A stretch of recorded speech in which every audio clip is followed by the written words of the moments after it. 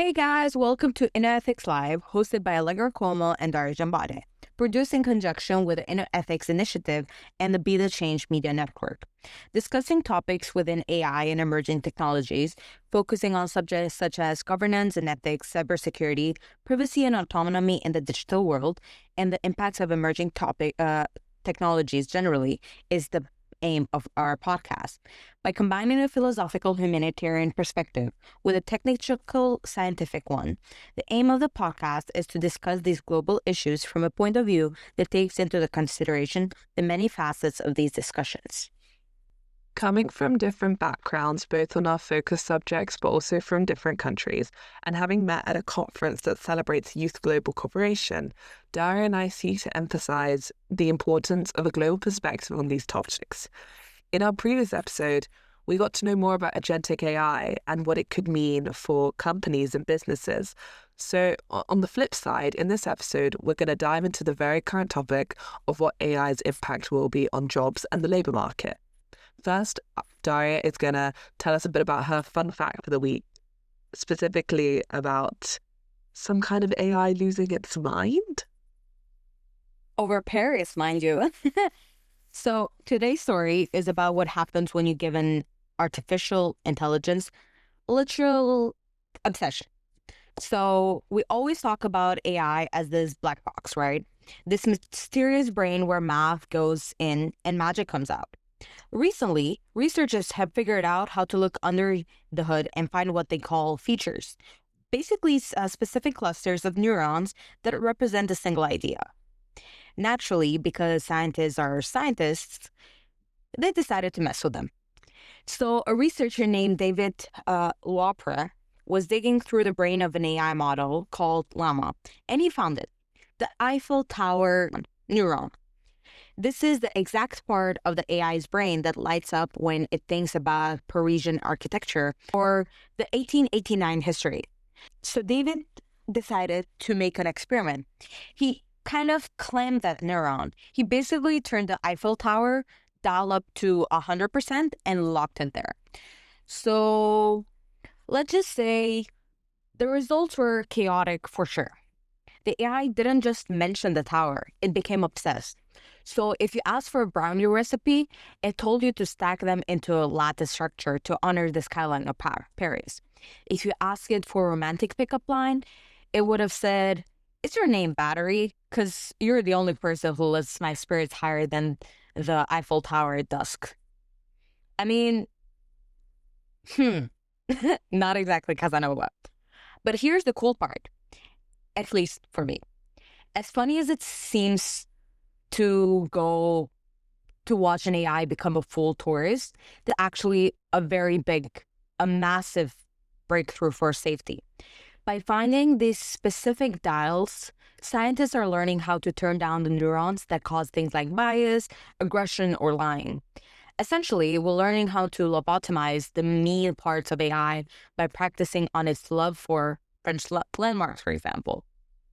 So, next time your AI gives you a weird answer, just remember, it could be worse. It could be trying to sell you a 300-meter iron tower in the middle of a recipe for sourdough. This is such an interesting, albeit quite hilarious, but super interesting point for safety in terms of if we can kind of decide which areas need to be taken with more care, which areas need to be flagged up. You mentioned things like bias, aggression, or lying. That could be a real breakthrough for how we can ensure AI systems and different applications focus on different things. For example, any sort of AI put into like ed tech or technology that children will be using, we could like dial down the more aggressive response kind of techniques and instead dial up the more patient or understanding versions of it. So yeah, I think that's going to be a really interesting path for scientists to continue going down when it comes to developing these systems further. I can't wait to see how they actually implement this thing because it's really going to be a breakthrough, as I mentioned earlier. Moving on from brownie recipes structured in the shape of Paris' skyline, let's talk a bit about what the impact of AI may be on labor. Now, this is a really highly contested issue. This is something that you will read so many articles about, most likely at least every other day.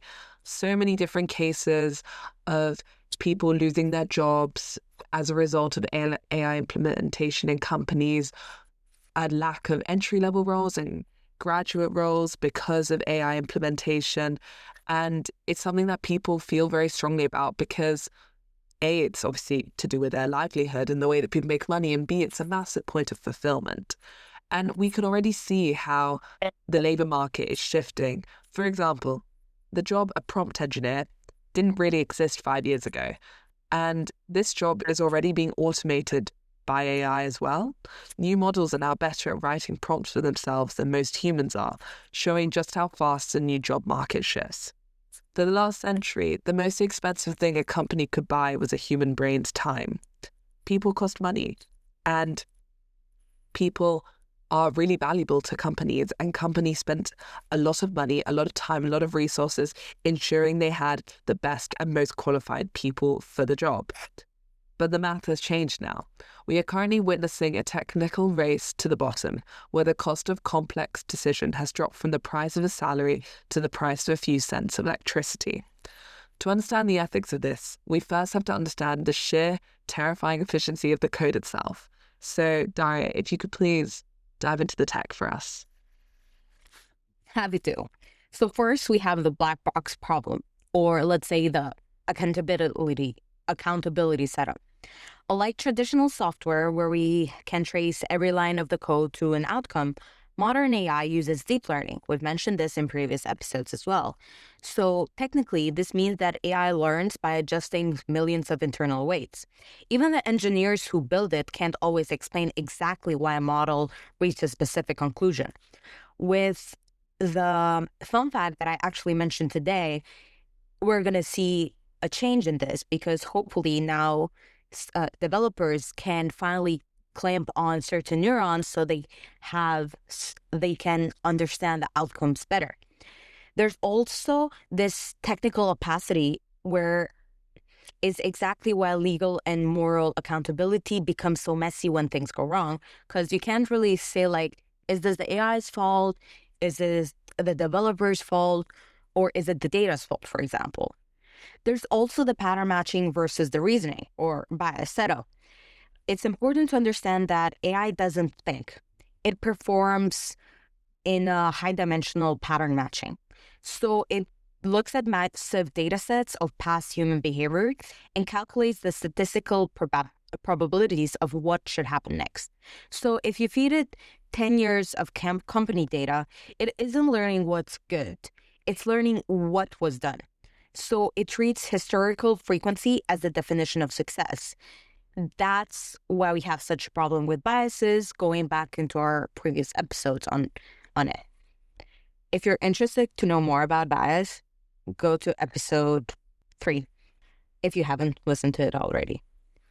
Then we have the junior task automation, or like this, the career ladder setup. Technically, AI is currently best at narrow, high-volume tasks. Things like drafting, boilerplate code, summarizing transcript, or basic data entry. Because of this cost of inference, the electricity and the compute to run the AI, it has plummeted. It is now mathematically cheaper for a server to do these entry-level tasks than a human intern. This creates a technical, let's say, floor that is rising faster than human training can keep up. Like a junior analyst, it's more likely for a company to not hire them and just get an AI to do it, or like a human, whoever they are, just to oversee it if necessary, but not an actual person doing the job. And I think this is something that, I mean, Dara and I both being university students are, at least from my perspective, I'm hearing a lot of worry and concern about from my peers, because there are already staggering statistics that huge companies and so many companies out there are reducing the number of grad roles or grad intakes or internships they're offering.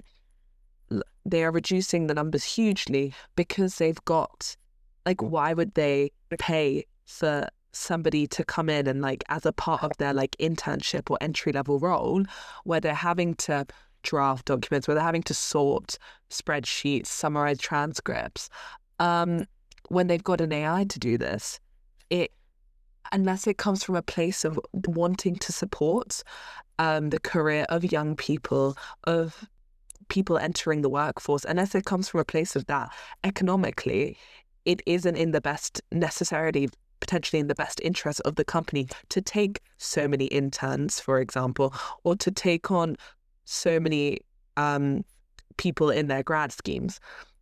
So I think this is something that is going to be having a really big impact on people as they start trying to enter the job market now.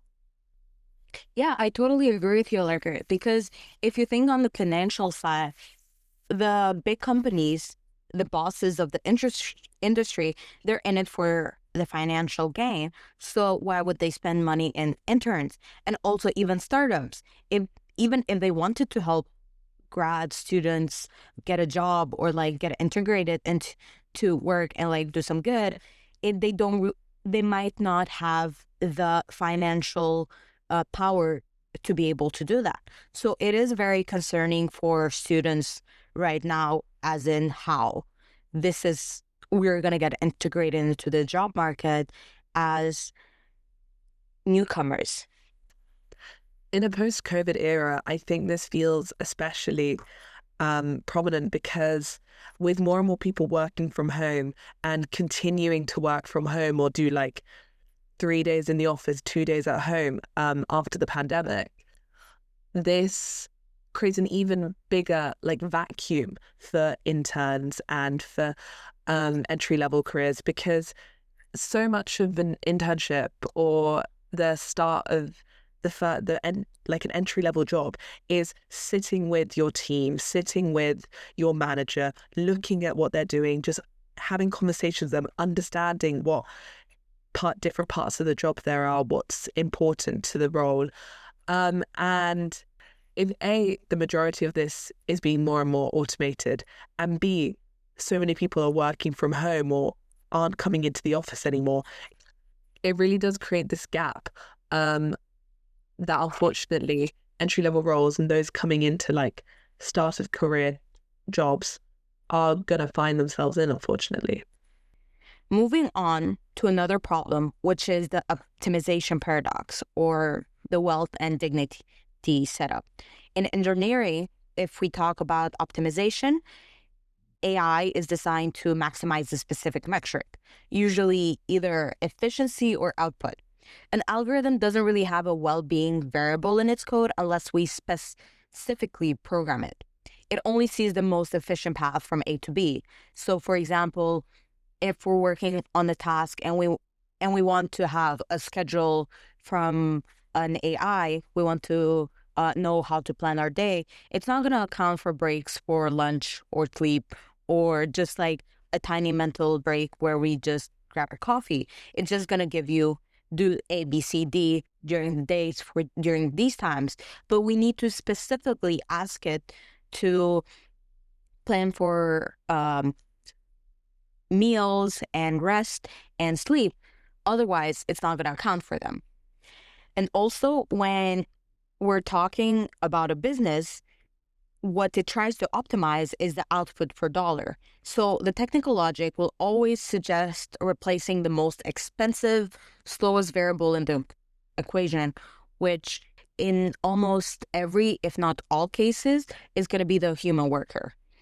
There's also another variable, which would be the systematic speed and variable. So the biggest technical difference between this and the industrial revolution, for example, is the development speed.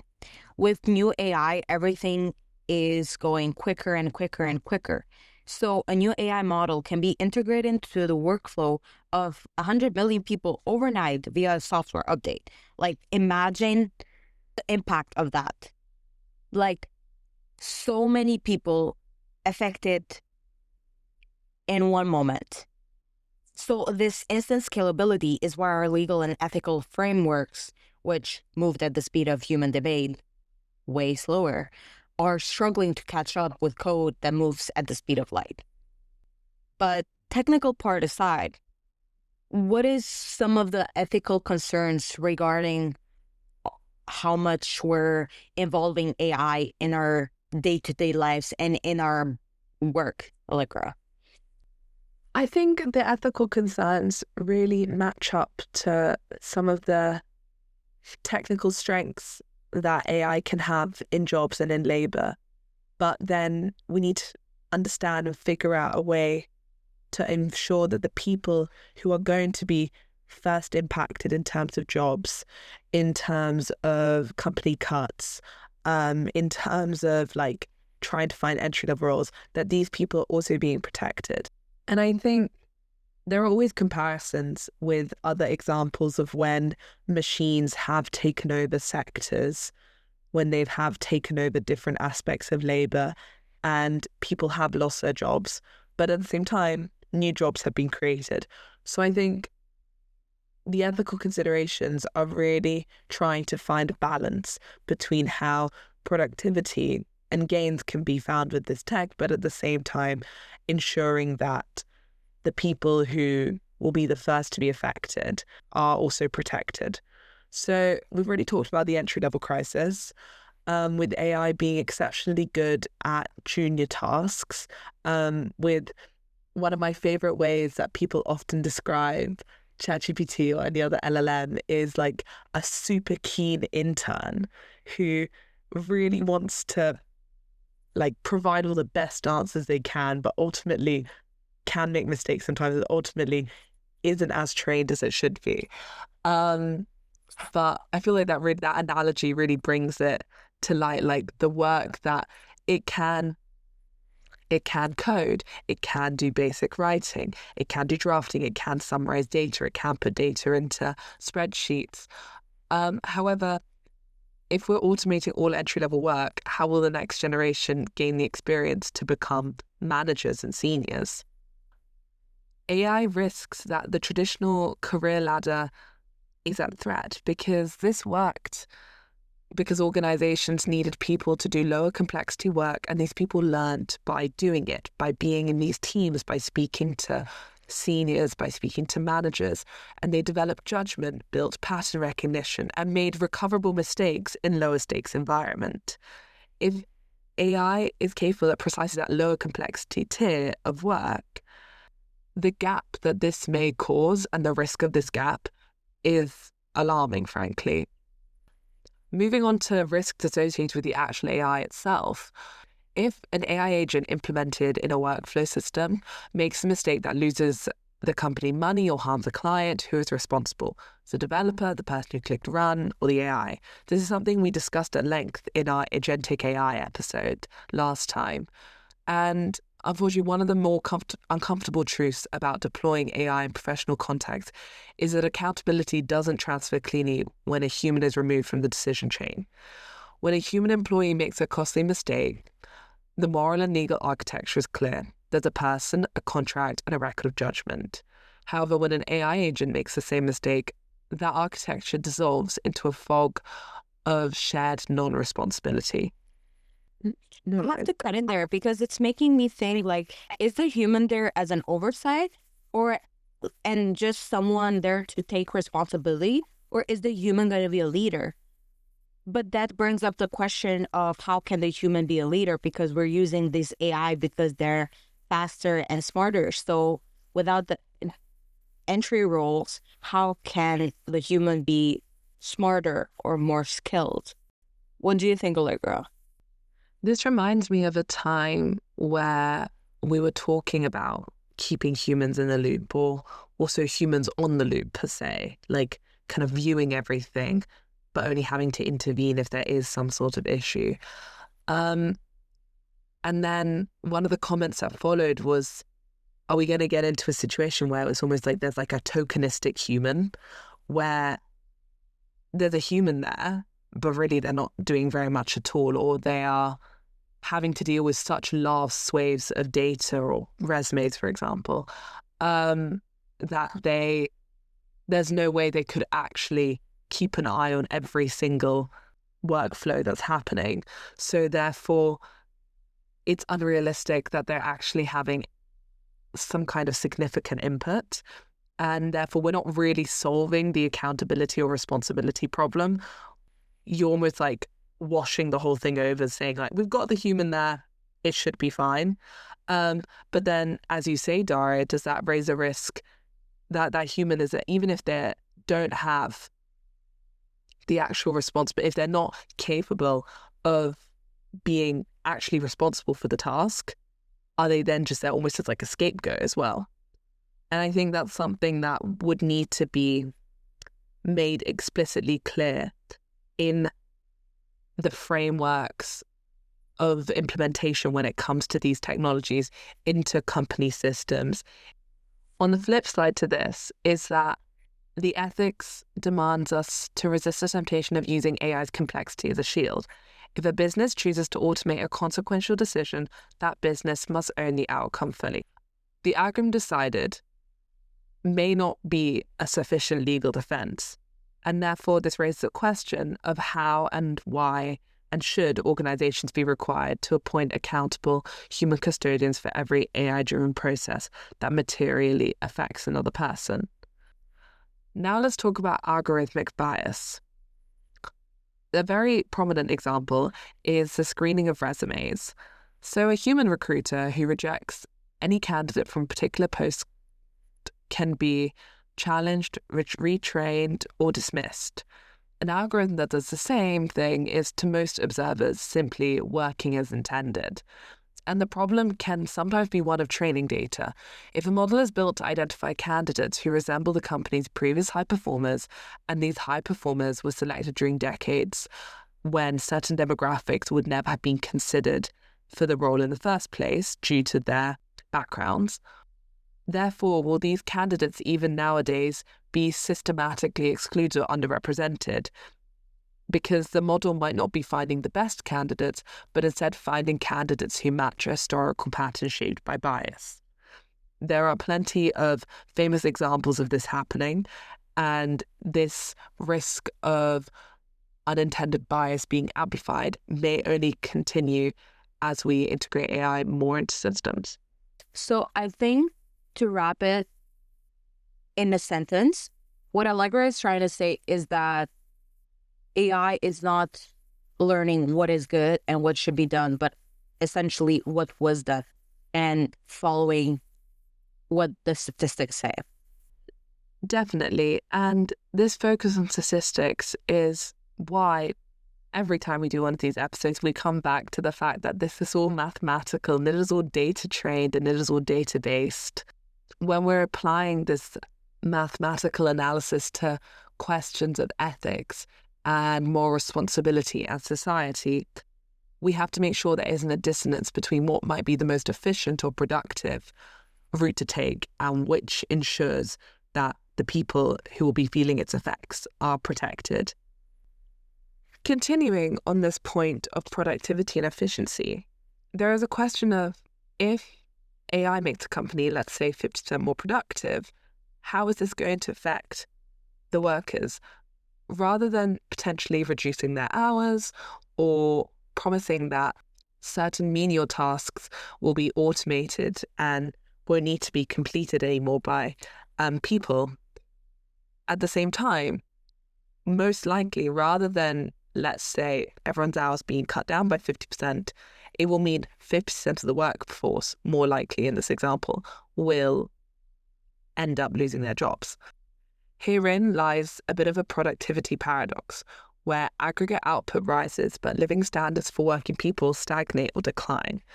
And it's not an accident or an inevitability. It can be a policy choice. Strong collective bargaining rights, updated labour laws that address AI-driven displacement, and serious public debate about mechanisms like profit sharing, reduced working weeks, or AI-specific taxation are all on the table. What is unethical is for organisations and governments to treat the distribution of AI's benefits as a natural phenomenon rather than something they're actually choosing. There is a question about who is going to be benefiting from this tech and from the integration of this technology in society. There is already a democratization issue about AI. A huge amount of the world's wealth and the wealth that is being produced from this technology is in the hands of a very small number of countries and company leaders. And it's no surprise that they are among the richest people in the world and therefore have massive influence.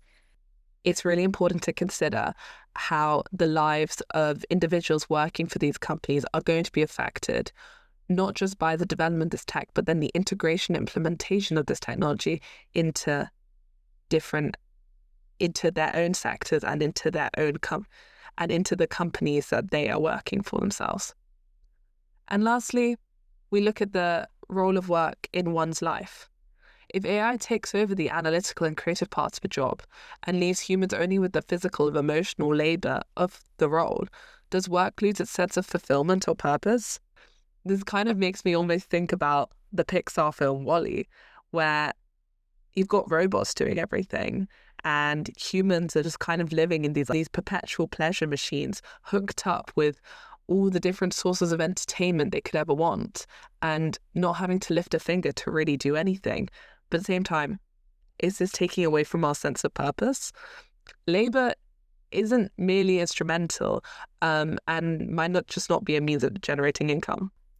Exactly, Allegra. And it really bothers me because if AI takes over the math, the writing, the strategy, also that means that it leaves human with only physical or emotional tasks. And for example, caretaking, manual labor, and so on. Do you think we will end up with a society where thinking will be seen as a machine's job and feeling is seen as a low-wage human job? Like the sense and fulfillment there, it's going to be way less than what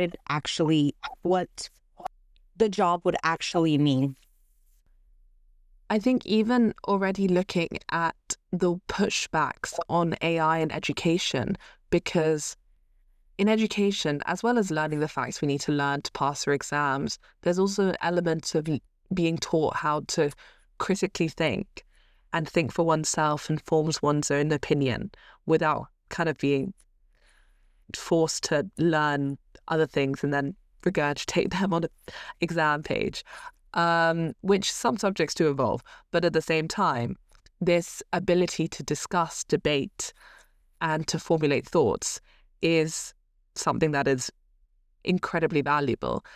And the pushback on introducing AI in different education spheres is this fear that people won't be learning to think for themselves and won't be learning to apply their own critical thought to tasks and to work. And that's because, frankly, it can be easier to just type it into an LLM. It can be easier to just have an answer generated for you. But at the same time, even when we're looking at work, for example, work to many can provide identity, structure, mastery, and social belonging. Especially if you're lucky enough to be working a job that you enjoy and you feel fulfilled by. And the ethical question AI now faces is what happens when the cognitive and creative dimensions of a role are progressively handed to a machine, leaving the human to perform only tasks a machine cannot replicate. Whether that's going to be the more emotional, laborious work, such as in the case you gave, feeling, for example, which is considered not providing some sort of financial or economic or efficient output. There is this concern that the thinking and the critical analysis is going to be handed over to AI because it's faster, it's cheaper, it can scour the whole internet for information.